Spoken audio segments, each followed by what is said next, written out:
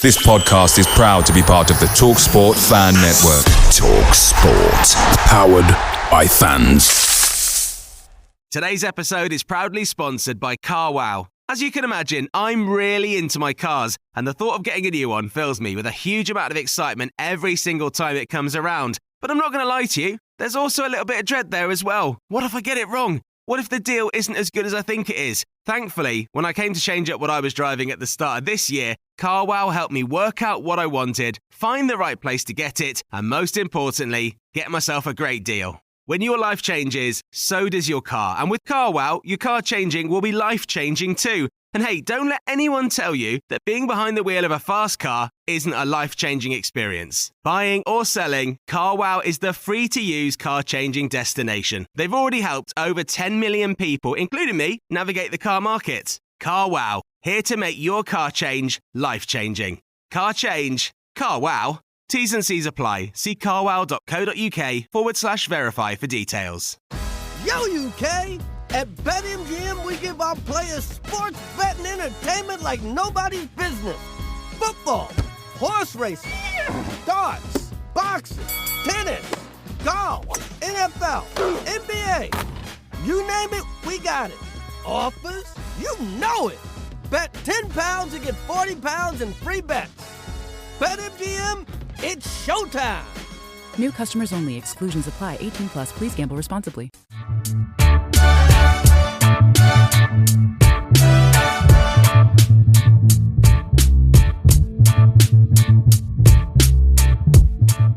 Hello and welcome to another edition of the Away End. This time, though, is a special one, as we'll not only be talking to Charlie from the Poshcast Podcast about Tuesday and our league game, rearranged league game, but also we will be looking forward to the Virtue Cup final at Wembley on Sunday. But before we go into that, after a weekend of where Birmingham hit half a dozen past Barnsley, Wrexham won, Wycombe lost though. And it means that we're going into a double header against the Posh with the potential of being promoted on Tuesday night if results go Birmingham's way, and then onto the final on Sunday where it's a piece of silverware for either a club to regain it and become the first team to actually win it back-to-back, or I would be daft if I didn't say it, hopefully seeing Birmingham lift that trophy. The game actually comes, as mentioned, on the back of a back-to-back. The first time that I think it's ever been done in this particular way, where we are seeing a league game just 4 days before a final. And what will be interesting, and we'll discuss shortly, is around whether we'll see differences in the teams across the two games. Posh go into the game on Tuesday, 12 points clear of relegation. So much, much better than where we were when we first were discussing around things when we played the game at St Andrews at Knighthead Park. They also come in with a run of 3 wins and 2 losses in the league in the past 5 games. However, there was a 4-0 loss to Northampton at home on Saturday. Birmingham continued to go into the game on a good run of form, seeing them unbeaten in the past 6 and looking to extend that and get closer to that magical 100-point mark. Sunday also sees Posh, though, playing Blues in the Virtue Cup final at Wembley. So the last time Birmingham were there was the lower league double, where we won the silverware of both a cup final at Wembley, but also took the league. This time, though, was with the legend, and still remains a legend, that is Barry Fry. So a very close connection to both clubs. And actually, this is the first time as well that Birmingham have been in this final and in this competition since 1995, when that took place. So it's got a lot of history behind it, but also some great games. So Charlie, first of all, thank you very much for joining me on the Away End, which is in association with AMG Logistics, to catch up on both of the games. But also it'd be good to hear a little bit around the changes that Posh have had since we last played. Obviously, we have been through a different transfer window, but also managerial side of things. Mr. Ferguson seems to really have kicked on and picked a few things up over the past few weeks. And I've definitely seen how results have changed since you won that semi-final at Wrexham, of which I've got to say, on that evening, I was, of course, a Posh fan. But tell us a little bit more then about the way things are at Peterborough at the moment. As mentioned, 12 points clear of relegation. That should be enough to keep you in the league, I would hope, again this season. But what do you see it being like as you come to the conclusion? And like I say, tell us a bit more about Posh that we're going to be playing Tuesday, and also the holders of the cup, what you're going to be like when we play you on Sunday. Yeah, I feel like we pretty much are safe now, which is the first point to touch on. We probably feel like we need one win. If we get to that 50-point mark, we feel like we'll be okay. But the sort of the season since we last played, you can be split into two sections. There was the sort of Christmas period, January, which was the worst I've ever had watching this club, and the worst many have had watching this club.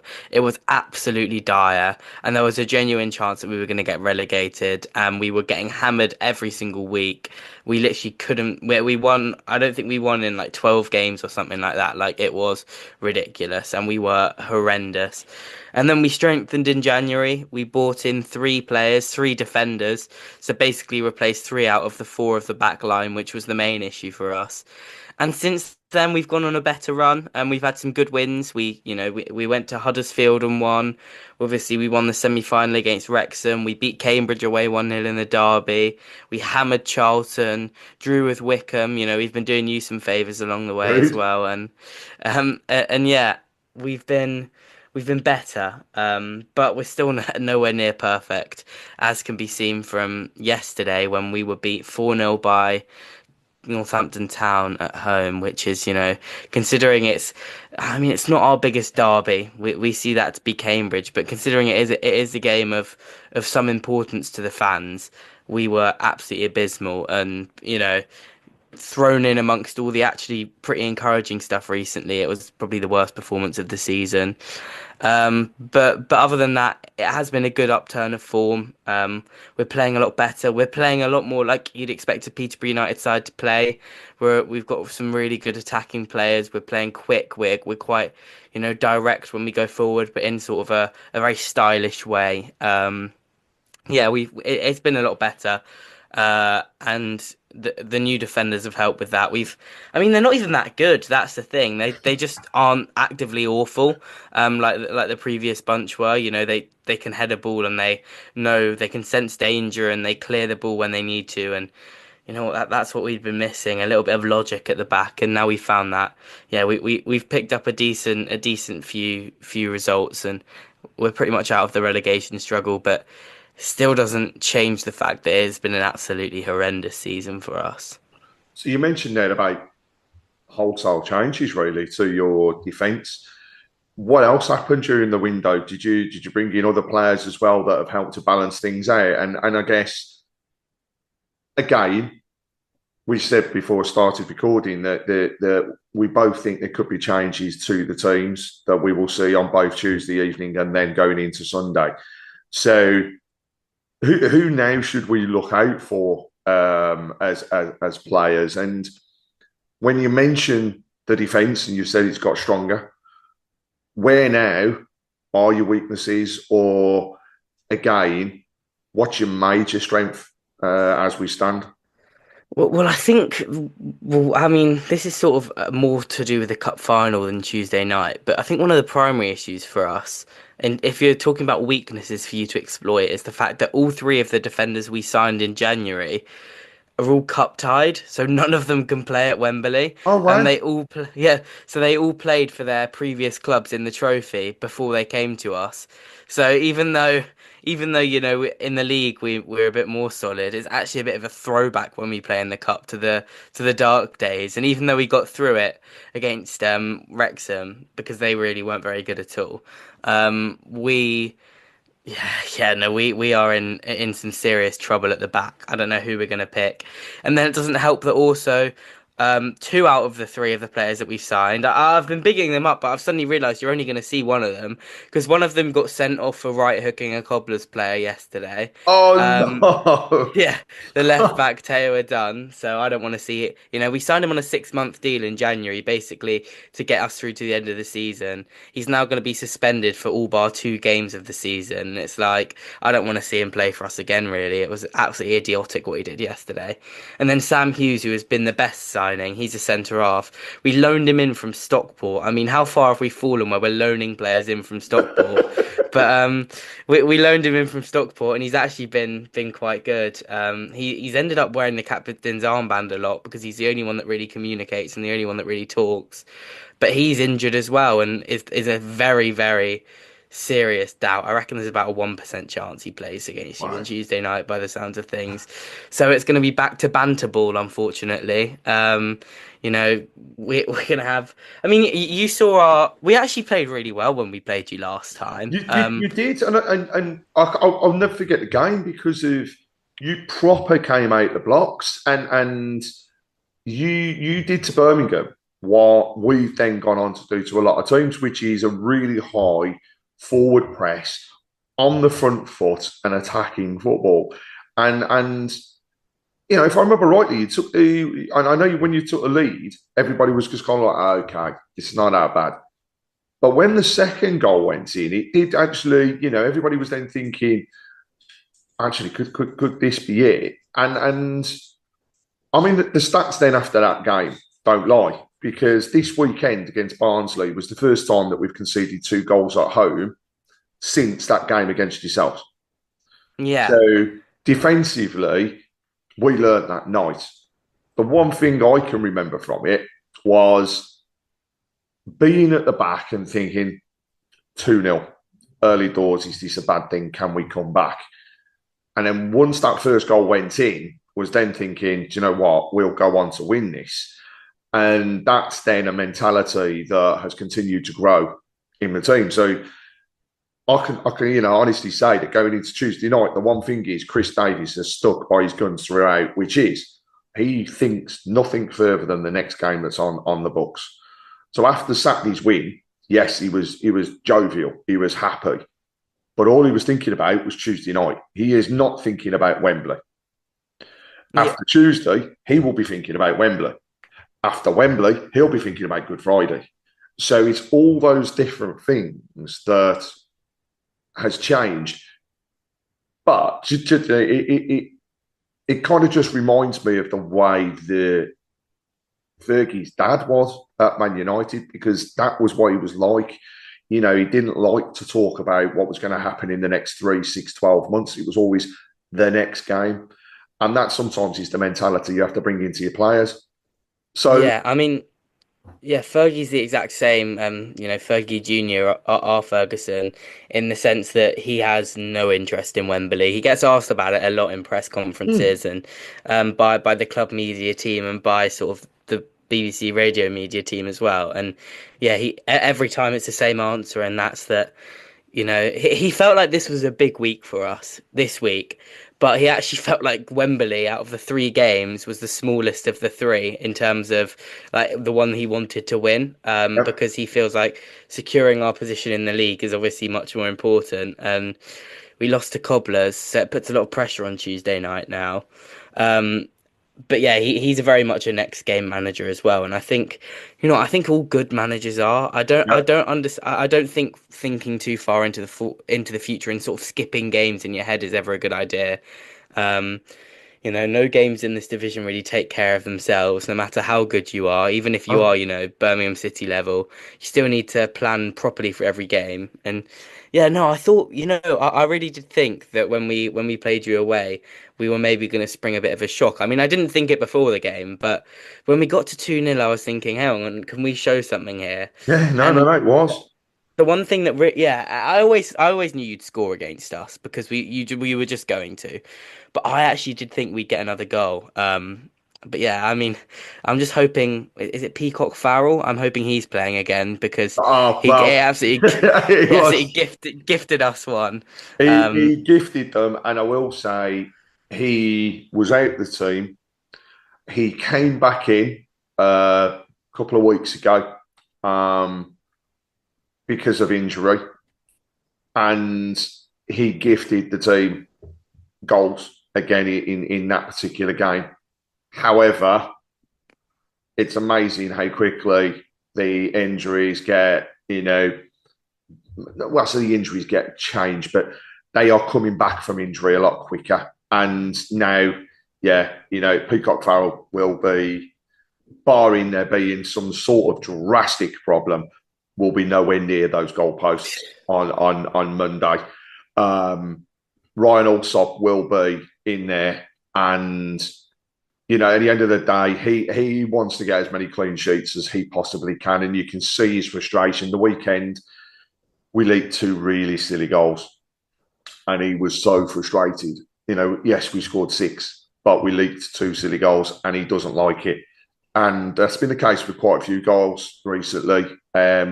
We always seem to let one in, and we want to get back to that blank, scoreline. It's got to be like that. And there is a difference in the team when Allsop's in there as well. The defence seem more at ease. The partnership of Clara and Davis at the moment is just phenomenal. I mean, Davis scored again the weekend, even though Alfie May ran away as though he'd scored. But actually, it's a Davis goal. The two, left and right backs, they are just bombing on. Laird and Cochrane have just been absolutely superb. Laird, just wish he'd whip a ball in a little bit quicker, because when he does beat a player, if he gets that ball in, he is capable of whipping in a fantastic ball and putting even more pressure onto the opposition defence. But we did see an injury the weekend with Williamson. He did go off. Now, whether that was precautionary or actually did he pull something, not too sure. So he may be one of those changes that you will see in the midfield area. Bar that, I think the rest of them are playing, and they're just playing so well that they can't be kicked out. So I'll tell you that the person for me to watch out for the most at this present moment, because he is on absolute fire, is Keshi Anderson. He has been phenomenal. He is not afraid to take on players. He is scoring goals. He did it against Bristol. It's just, for him, he said it was nice, simple cutting and then whipping the ball. It's like, nah, that was sublime skill to do what you did. He won us the free kick and got the red card for the Barnsley player at the weekend because of his run. But again, he is just on fire. And then, what can we say? Alfie May has found his goal-scoring boots again, which teams don't want to hear, but he has definitely started putting them away again. And Stansfield, he's not chipping in with loads, but he's getting the penalties and his confidence is higher. So it's going to be, it's going to be a great game, full stop. It'll be a raucous atmosphere Tuesday night. There should be 4,000 plus Blues fans down there. They are going to make some row, because their hope is that Wickham do not get that result against Huddersfield, and that on Tuesday night we are promoted back to the Championship, then bringing that back to St Andrews on Good Friday to seal the title. And that's what every Birmingham fan wants. And in between, we get a bonus game, because that's what it is. Wembley is a bonus game. It's a great day to be there. I don't know what the current numbers are looking like, but I know at one point you were around 13,000, 14,000 tickets sold from a Posh perspective. Don't know whether that's gone up now, but we've got to about I think we're just creeping up on 20 now, 20,000. Yeah, I'm sure we'll address the Wembley ticketing fiasco later on, because oh my God, I've never been more bored of ticket talk in my life than this whole Wembley business. But yeah, all the threats you identified there are players that I think, I would look at your team and be concerned about. You mentioned, Keshi Anderson. Who would have thought that he'd be sort of like the man for you this season? In terms of attacking numbers, he's been phenomenal. sublime. I think Alfie May always scores against us. Like, I know he didn't when he played for you, but for previous teams, he's always scored against us. He has that way. He's just a bagsman in League One. I mean, I'm not massively scared of Jay Stansfield unless you get a penalty, because he's not. I don't think that much of a threat from open play at the moment. I think the few times I have watched him, he does seem a little bit low on confidence. But yeah, the two players you mentioned there, because obviously I've watched as much. I watch loads of League One football, so I've watched as much of you guys as I can. Obviously, you've been on the TV a lot, understandably so, and yeah, I think all those players you identify are really good. I mean, your midfield, especially Dowell, is just unbelievable in the midfield. And then, yeah, I watched the Newcastle game as well, obviously, which was a fantastic game of football. And those two fullbacks, wow. I mean, Cochrane and Laird looked like top-end championship fullbacks on that day, let alone sort of League One fullbacks. I think... And we haven't mentioned Iwata and Paik. I mean, Iwata and Paik are just... The midfield maestros is the only way to describe it. They just know where they are, each other are at any point in time across the pitch. It's great to see. It's a pleasure to watch. I would hate to be the opposition, because literally if they lose the ball, they're just straight back on their feet and they're winning it again. And it's constant backwards and forwards like that. Yeah. I mean that goal that Iwata scored in that Newcastle game was absolutely outrageous. They're a great partnership, and yeah, I mean you've got great players all over the pitch, and then if the great players on the pitch aren't doing well, then you've got about 11 other great players to bring on from the bench, and if one of them gets injured, you've got another great player in the reserves, and can you share them out a little bit next season maybe? If you've got any you want to loan out, you can just send them down to us. I'm sure that'll be. We've got to keep more of them. We can name more on the bench in the Championship. So can't afford to let any go. Sorry, just one question for you. You mentioned sort of there about getting promoted on Tuesday night. Something I've been really interested about is if you could win one of the two, what would your pick be as a Birmingham fan? I mean, I'll say I want to be back in the Championship, but the Championship for me can happen Tuesday. It could happen the following Friday. It could happen before we even kick a ball on the Sunday. So at the end of the day, if it was a case of winning them, then yes, I want to win. I want to win at Wembley, but I do want to win Tuesday night. But I'd take a draw, because I think it just keeps the momentum going. However, I go back to that mentality that Chris Davies has instilled in the team. And all they're out for now, right? They're looking at all the next games. And somebody was interviewing them after the Bristol game, and it was Keshi Anderson. And he turned around to him and he went, "Come on, points-wise, you've got to realise you're near enough there now. Wickham have lost tonight. This is the situation." And he's like, yeah, okay, that's great. But then he turned around and he went, "But we're not just doing promotion. We want the records that go with it." So the thing is, those players, whilst they might... I'm not going to say take it easy. I think we will see a different type of game on Tuesday evening. But what I think will happen is there are players out there fighting not only to get promoted, then to be in a team that's playing at Wembley, but they're also thinking, we want to get over 100 points mark. We want to score 100 goals. We want to make sure that record of Reading's, which I think has been there for 19 years, of 106 points, is beaten. They want to beat the Wolverhampton Wanderers record for this league of 103 points. So this is just it. They will be thinking, we're going into these games, we don't want to lose. Will they be disappointed if they get a draw? No. As fans, would we be? No, because we're still unbeaten. But to go back to it, I'll take Sunday. Sunday's special for me for various reasons. Having my family there, being there as three generations of my family will be there, all sitting together on Sunday. So that's going to make it extra special. Because, firstly, Wembley doesn't come around very often, and it may never happen again. So it's great that we're all there. So Sunday for me, I'd love to win. I'll take a draw on Tuesday. But honestly, we're going to come there and we're going to want to win the game. It's simple.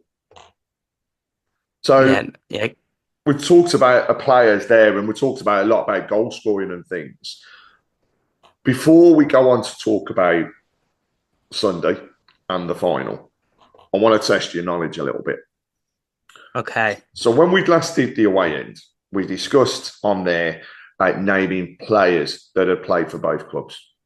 I am not going to put you through that again. Okay. This time, I want to see if you can name the top 5 goal scorers in the games between Birmingham and Posh over the years. To help you out, I can tell you that 3 of the players are from Birmingham, and one of those players is still a squad player at the club at the moment. The remaining 2 both are Posh players, and as an added piece of information, both of them are centre forwards. So 5 players, top goal scorers between the games over the years. I mean, I guess I'll go for. So you've still got a squad player that's still at the club. It's got to be Djukovic, surely. It's, you know, I was really surprised. Djuki isn't there.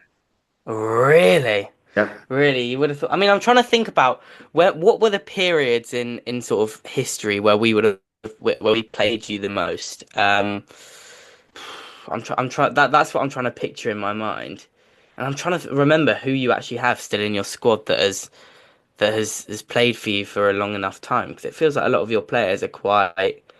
Well, the one that's in now has been on loan with us.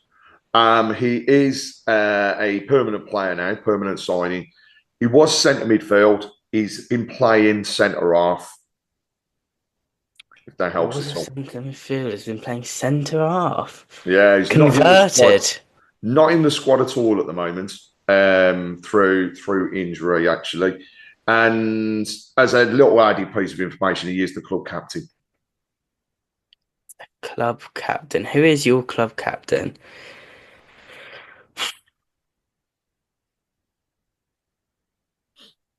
Surely. How old are we talking with this guy? He is mid-30s. Mid-30s. Your club captain.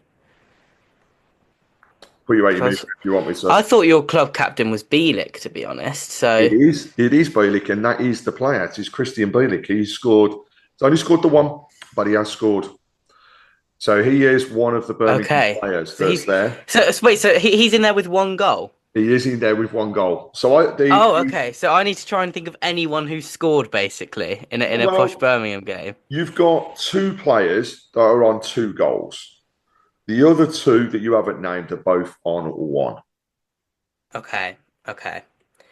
So we've got 2 players on 2 goals. So I'm trying to remember who scored for us when we played you in the Championship. It was Siriki Dembele scored. I know that, but I don't think he'll be on there. I think he's only scored once against you. And he didn't score when you played us in pre-season, did he? No. Who else scored for us that day? Oh, did we have a penalty? Is Clark Harris on there? Clark Harris is your highest goal scorer. Yeah, Birmingham. He scored twice against you in the Championship. Yeah, indeed. Yeah. Your other one, actually only has scored 1 goal, because the other person scoring 2 is a Birmingham player, but he is a centre forward as well. Okay. Well, I can name loads of Posh players that have scored a goal against Birmingham, but who's the one? First initial J. J. Today's episode is proudly sponsored by CarWow. Now, I might talk about cars a lot, but I'm not exactly known for my incredible parking ability. Honestly, I get lost in most car parks. Thankfully, though, I had a quick look on CarWow, watched some of the video reviews, and found out my dream car had the option for a top-down camera. It's basically a cheat code for getting into even the tightest spaces. I still need to work on finding the exit in the car park, but that's on me. Anyway, that was a deal breaker. I was sold, and Carwow helped me get a great offer without having to ring around and try and explain what I wanted multiple times. It was a huge bonus that I could sit and do it while I sat on the sofa, because as much as I love a free coffee at a car dealership, I'm also quite a busy person. Changing your car can be quite a daunting experience. It can feel really complicated, and there's so much choice that sometimes feels a bit overwhelming. Carwow has taken all of that away. It's a car-changing destination with absolutely no agenda, great prices, and whether you're buying or selling, you can have everything you want without any stress. If you want your car changed to feel life-changing, then Carwow is the solution. Car change. Carwow. T's and C's apply. See carwow.co.uk/verify for details. We're BetMGM Sports and Casino. We know things aren't always golden. That's why we offer you the tools to keep your place safe. Set timeouts to always ensure you take a break when you feel like you need it.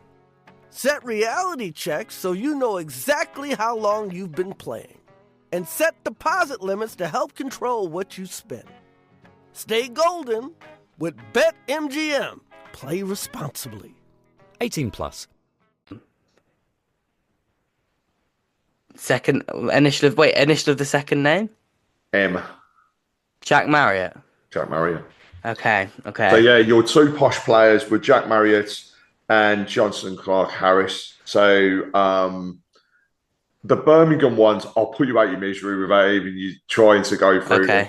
So first one is Scott Hogan. He did only score a single goal against you, but he was in there. And then the other one who did score 2 goals against Posh was Marlon King. So we are going back a few years there of when he played for Birmingham. So yeah, it was decent with that. So what I want to do before we go on to Wembley is I want to get your prediction for Tuesday evening. What does your head say and what does your heart say? So I predicted so we do a prediction segment on Up the Poshcast, and I predicted a 1-1 draw. I can't work out whether that's the head or the heart speaking, because I think there is a bit of logic to it in the sense that I think there's a lot more pressure on you than us in the game, on your players than us, and I know pressure makes diamonds, but you guys.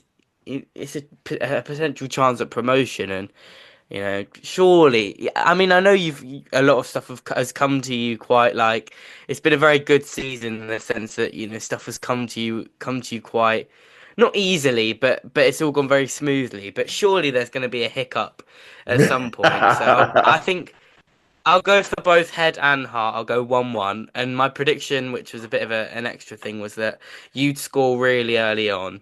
Sort of like I think I said the 7th minute you'd score super early, and then you just wouldn't be able to capitalise. And then in the 92nd minute, Manny Fernandez, who's our massive centre half who scored against you last time, is going to score from a set piece, and it'll be 1-1 last minute equaliser. That was my prediction. Well, I'll tell you what, I might just have to have a look at the bookies for that one.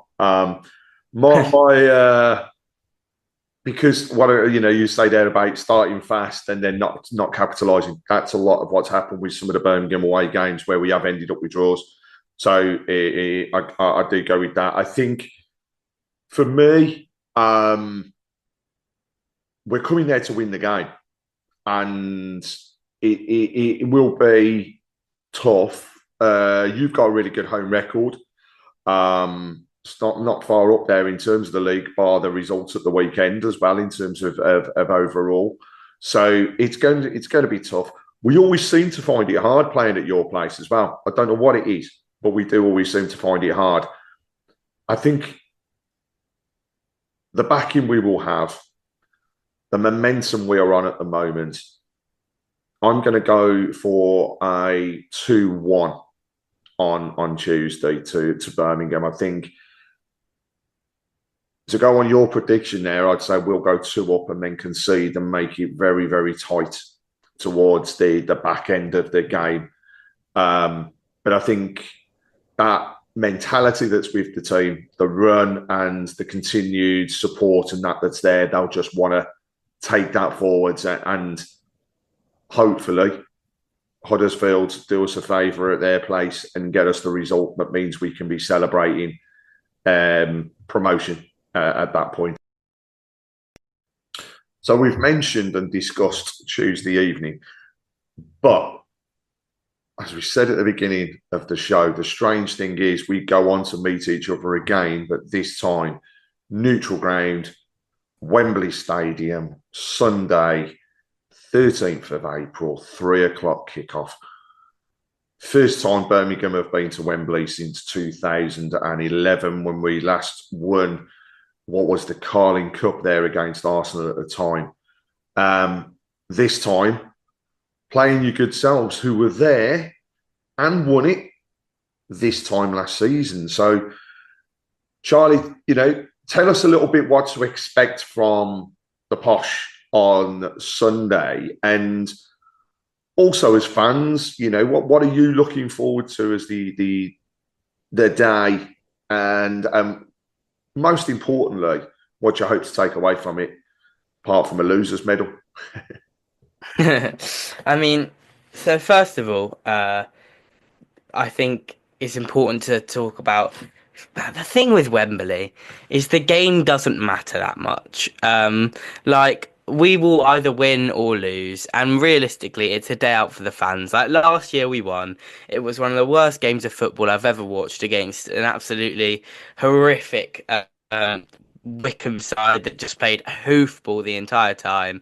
We scored it with two of the scrappiest goals you'll see. One of them was a deflected effort from the edge of the box, and then one of them was a cross that just looped over the goalkeeper's head and went in. Both late on, absolute scenes. It's a day for the fans, Wembley, and a day for the players, but not a day for the players where they have to, be tactically amazing and stuff. It's a day for the players to enjoy, and their families will be there, and they're playing at the national team stadium. And I think that's something that is always important to think about with Wembley.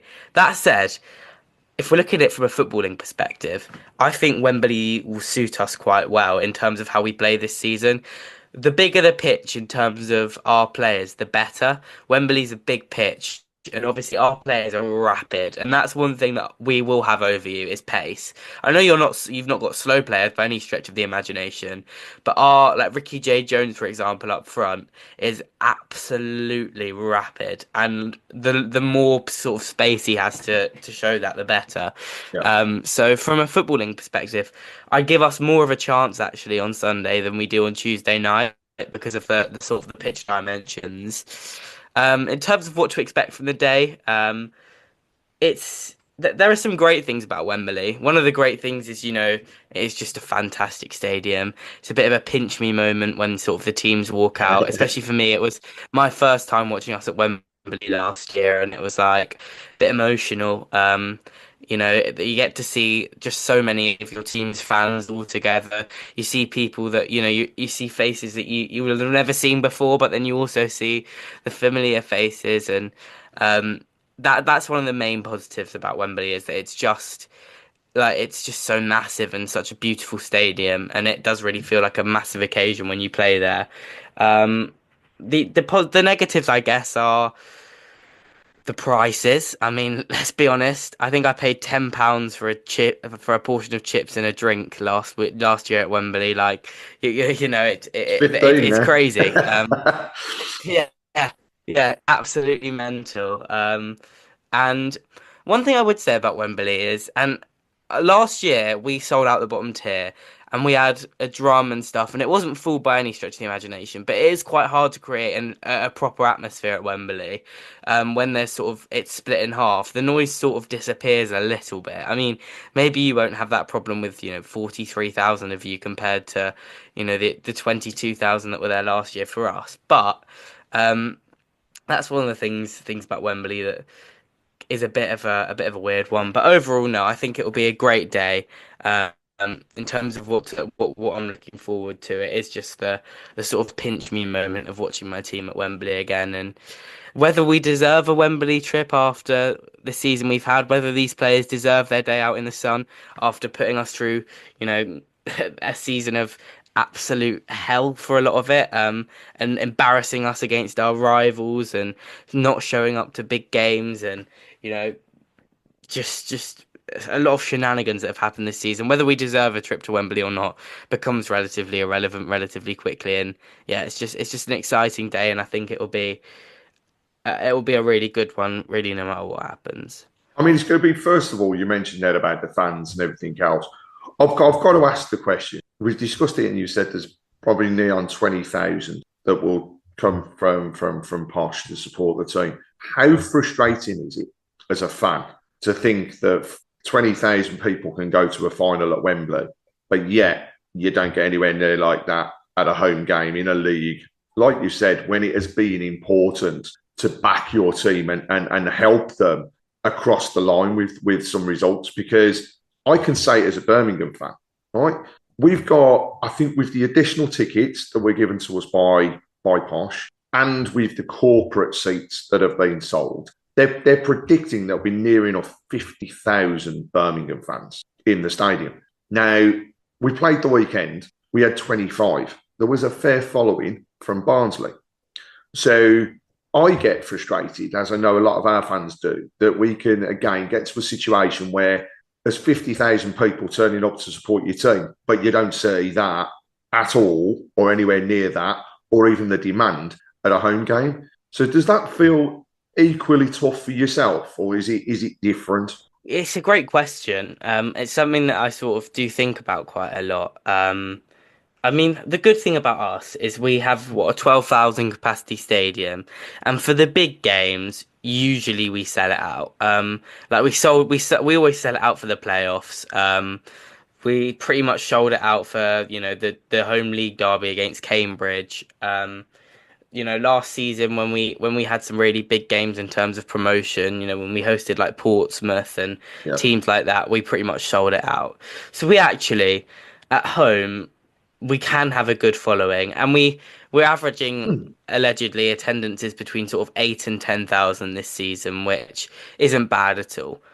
But there are always unsold seats, and yeah, it can be annoying. I mean, I get that not all fans can go every week, whether that's because they have a job that they have, or they have kids that they care for, or they can't afford to go every week and stuff. But there are also times where you do think, listen, you're going to Wembley, but I think, I think what annoys me is when those fans go to Wembley and kick off. It's like, I don't mind it. If you want to go to Wembley because you've watched Posh, even if you want to go to Wembley because you've watched Posh a couple of times on TV and you quite like the way we play and you want to go in the Posh end and there's tickets available, do it. If if you've got a mate who's a Posh fan and he's going on his own, go with him, enjoy the day at Wembley.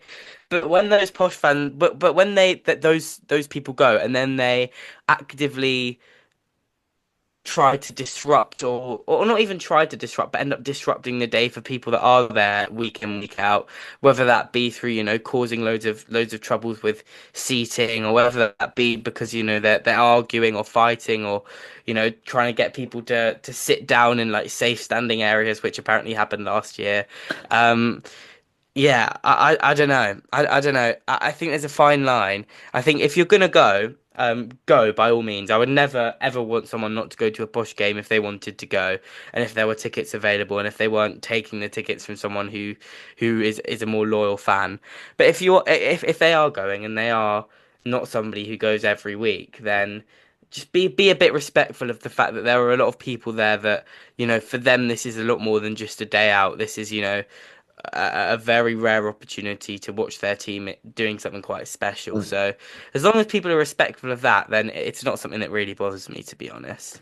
And I mean, the one thing I can say is I think it's going to be a great atmosphere. I mean, I remember my first ever game was watching Birmingham at Wembley.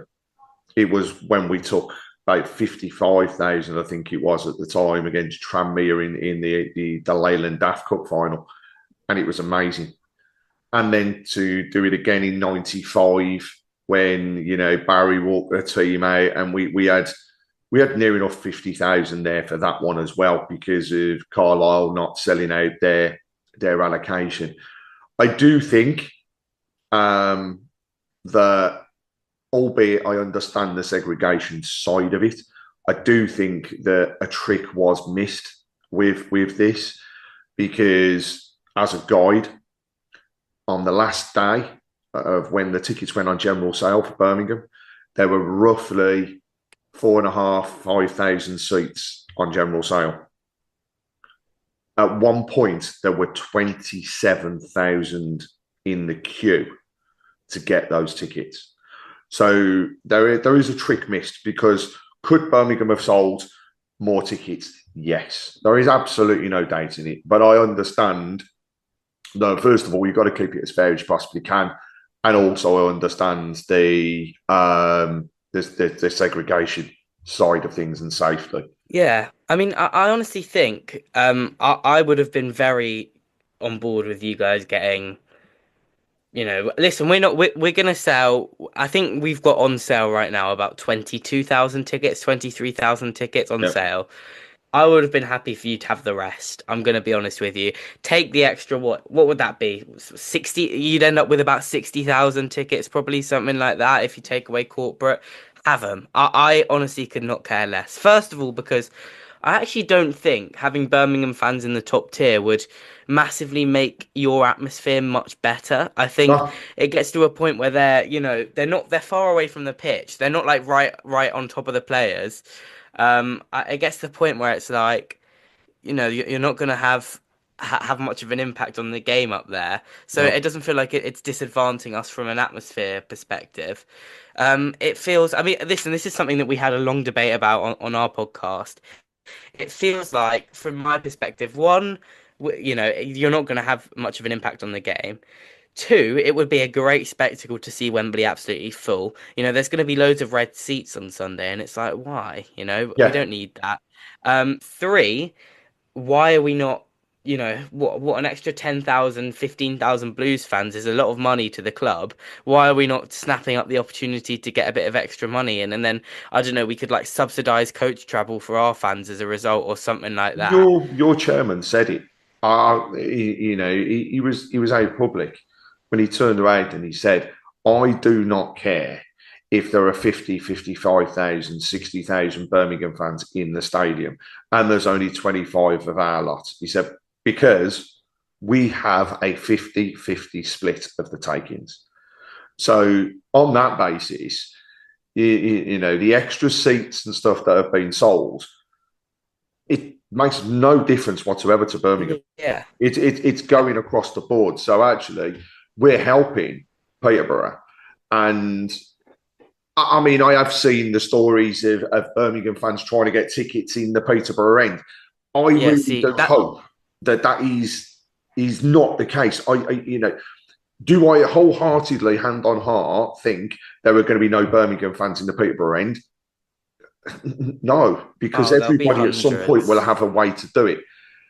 The difference will be, for me, and I really hope they stick to this, and that is, if you are found to be in that area and you are not supporting that particular team, that you get taken out and you do not get moved. You are in the wrong area. These people are just there. They want to see the game, fair enough, but they haven't got the tickets legitimately. So as far as I'm concerned, if there are Birmingham fans in the posh end, number one, don't be so silly. And number two, if they're kicked out, they deserve it. Yeah, so, I think this is the thing for me as well. Is another thing. It's like seeing loads of Birmingham fans in comparison to posh fans wouldn't annoy me, but Birmingham fans in our end would annoy me. I'm not gonna lie. No. There'll be. I'm sure there'll be Birmingham fans listening to this now, and there'll be a couple that have got tickets in the posh end. And the only thing I'd say to those people is, if there's going to be, I reckon there'll be a couple of hundred Birmingham fans in our end, if I'm being honest. First of all, show some class. If you're in our end, you don't have to go crazy and throw yourself over rows of seats celebrating our goals, but don't celebrate Birmingham goals. Don't try and kick off with our fans.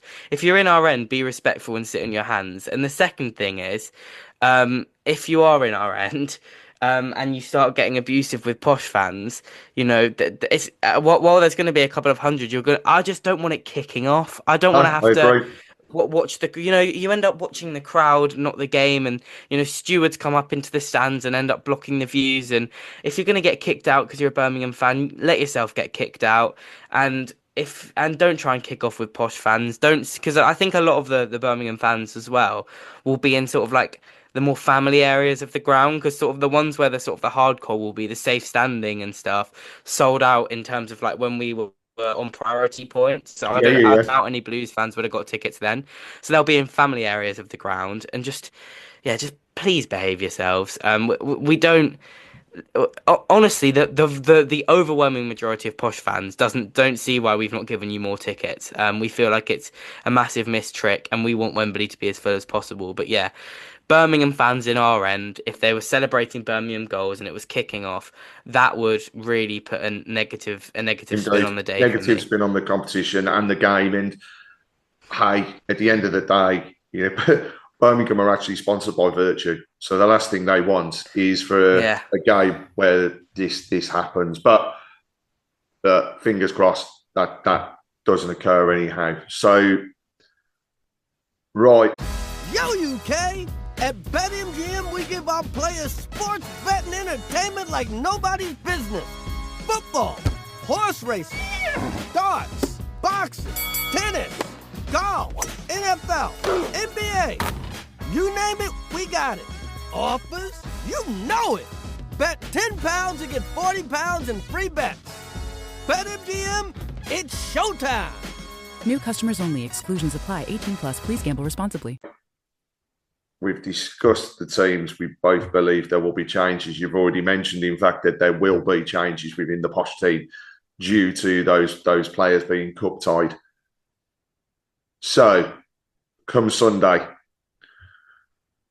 4:30 or 4:45, what's the result going to be? I haven't actually had to predict this yet. But I just think we're gonna win. I really do. I think it's gonna be 3-1 to Posh. I think we'll go 2-0 up. You'll score one back sort of in like the 80th minute, and then be proper pushing, and you leave yourself a little bit open at the back, and we'll sort of get another one late to seal the deal.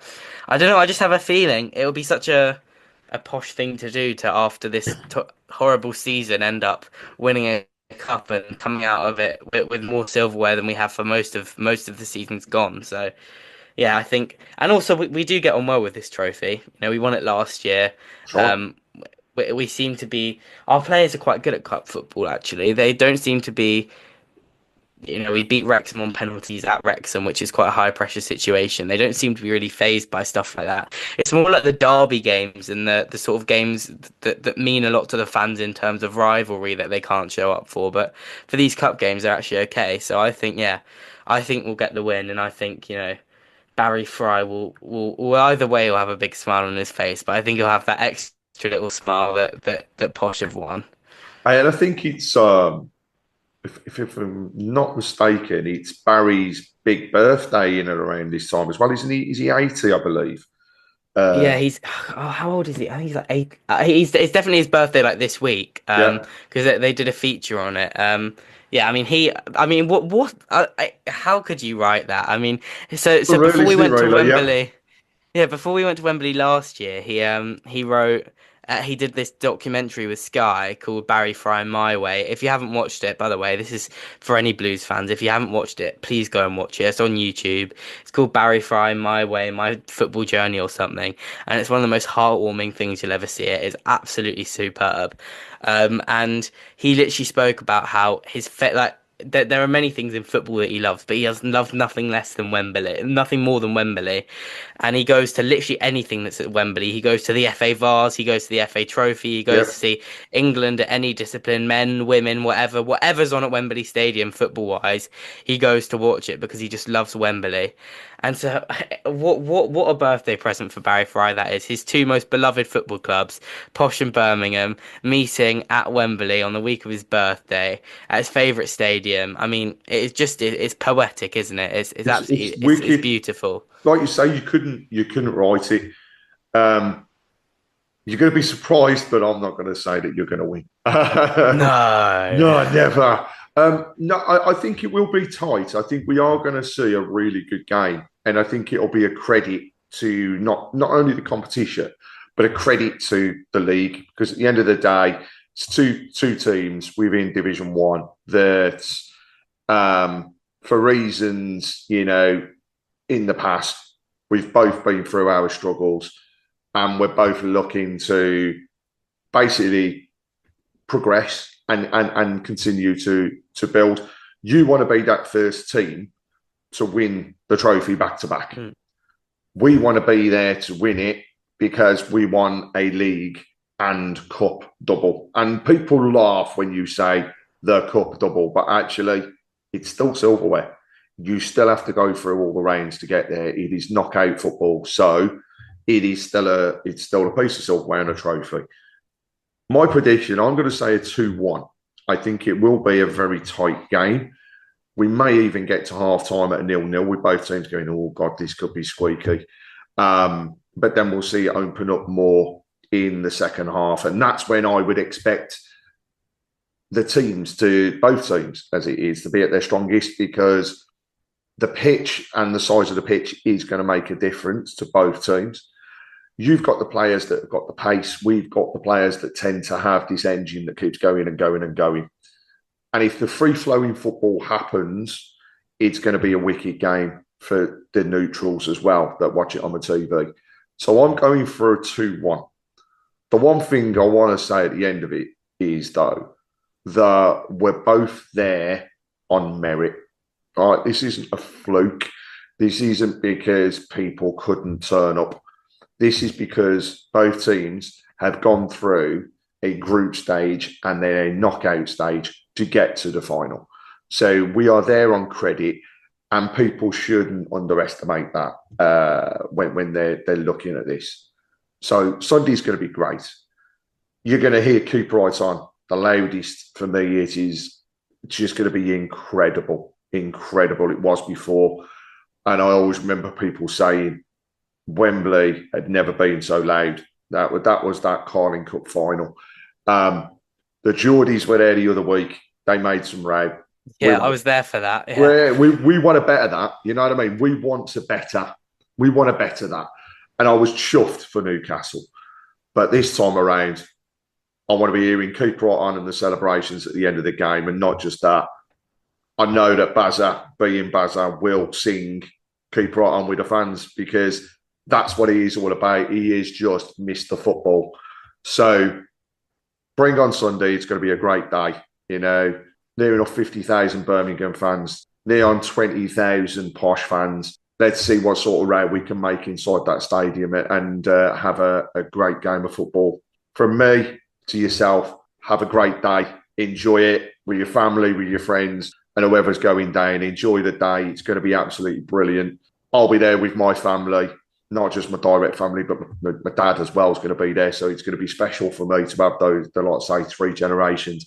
And I can't wait to walk up Wembley Way with them all and just, get ready. Yeah. So it's going to be brilliant.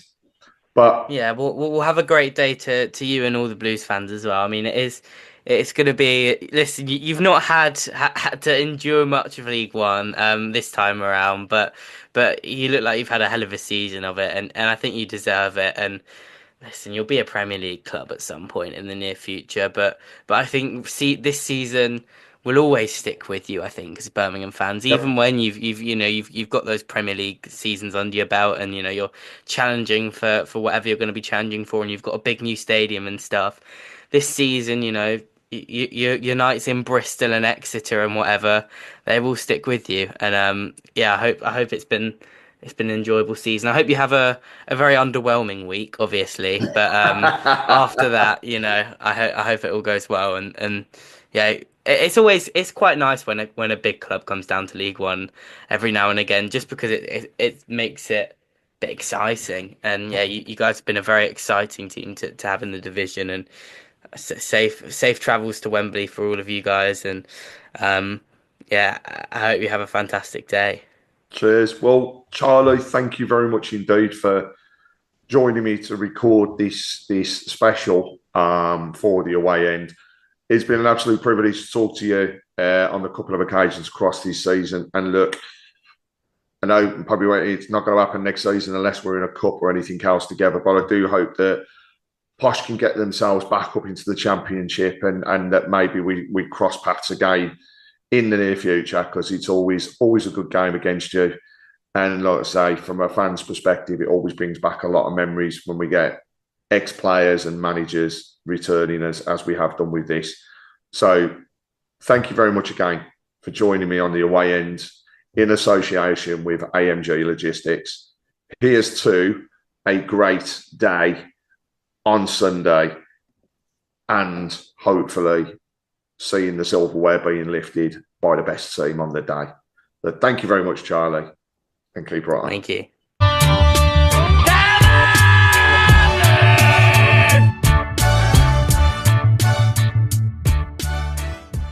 Today's episode is proudly sponsored by CarWow. I'll let you into a secret. When I was looking for a new car at the start of the year, I really enjoyed the excitement of watching the offers come flooding in after I'd worked out what my perfect new motor would be. It felt like every time I looked at my phone, there was a better deal on the table. Who's not going to love that? And at the same time, I listed my old car on CarWow to find a buyer and free up some space on my driveway for the new one. No waiting around for people to kick the tyres and leave. No awkward negotiations over the price. Just a simple transaction, all from the comfort of my sofa. CarWow is free to use, and whether you're looking to buy a new car or sell your old one like I did, it's the hassle-free, all-in-one car-changing solution that puts you in the driving seat.